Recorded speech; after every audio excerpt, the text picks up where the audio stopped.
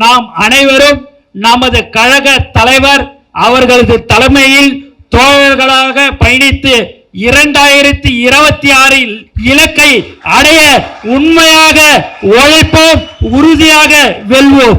இந்த வாய்ப்பினை வழங்கிய தளபதி அவர்களுக்கும் மற்றும் அனைத்து நல்ல உள்ளங்களுக்கும் எனது நன்றியை தெரிவித்துக் கொள்கிறேன்.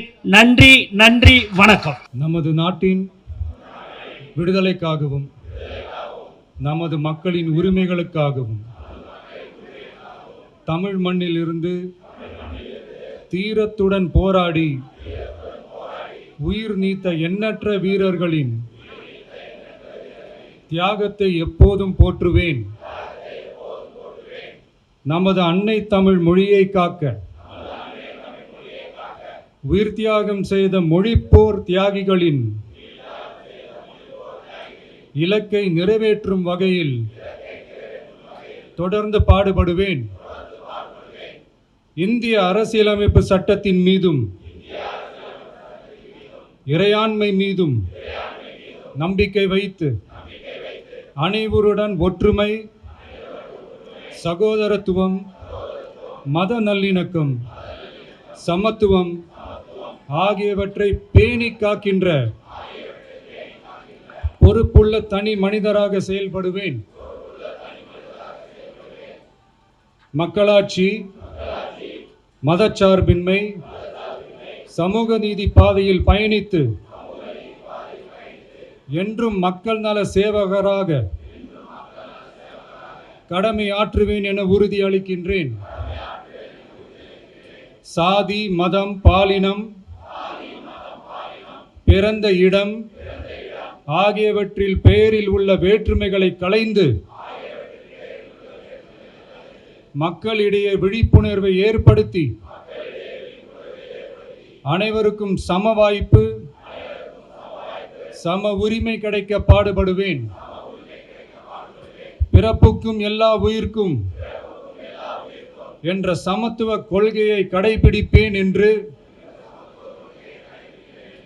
உளமாற உறுதி கூறுகின்றேன்.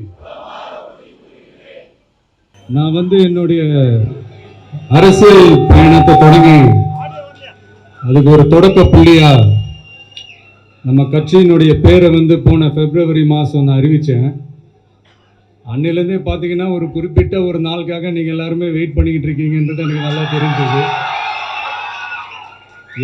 எஸ் நம்ம முதல் மாநில மாநாடு அதுக்கான ஏற்பாடுகள்லாம் நடந்துக்கிட்டு இருக்கு. கூடிய சீக்கிரமே அது என்னைக்கு எப்போன்றதெல்லாம் நான் உங்களுக்கு அறிவிச்சிடுறேன்.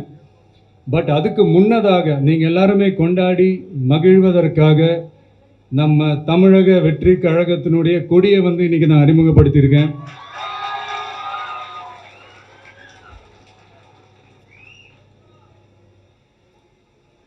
இது எப்படி சொல்றதுன்னா ப்ரோ, அதாவது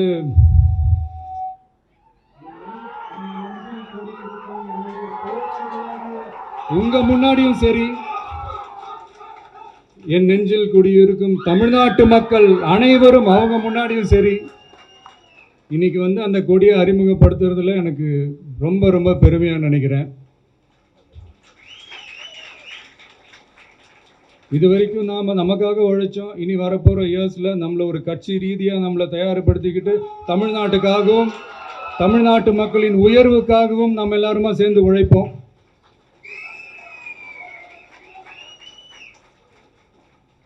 இந்த புயலுக்கு பின் அமைதி, ஆர்ப்பரிப்பு, ஆரவாரம்னு நம்மளுடைய கொடிக்கு பின்னாடியும் ஒரு இன்ட்ரெஸ்டிங்கான ஒரு வரலாற்று குறிப்பு ஒன்று இருக்குது.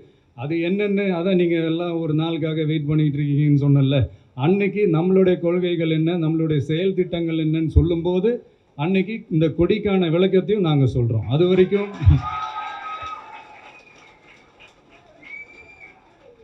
ஒரு சந்தோஷமா, ஒரு கெத்தா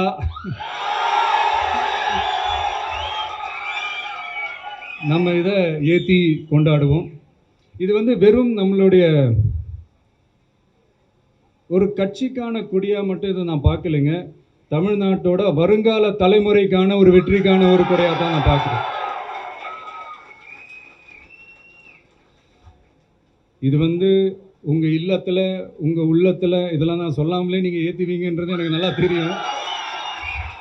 பட் இருந்தாலும் அதுக்கான அந்த முறையான அந்த பெர்மிஷன்லாம் வாங்கிட்டு அந்த ரூல்ஸ் அண்ட் ரெகுலேஷன்ஸ்லாம் ஃபாலோ பண்ணிவிட்டு அனைவரிடமும் தோழமை பாராட்டி நம்ம இதை ஏற்றி கொண்டாடுவோம். சரிங்களா? அது வரைக்கும் கான்ஃபிடென்ட்டாக இருங்க. நல்லது நடக்கும். வெற்றி நிச்சயம். மீண்டும் சந்திக்கும் வரை நன்றி, வணக்கம்.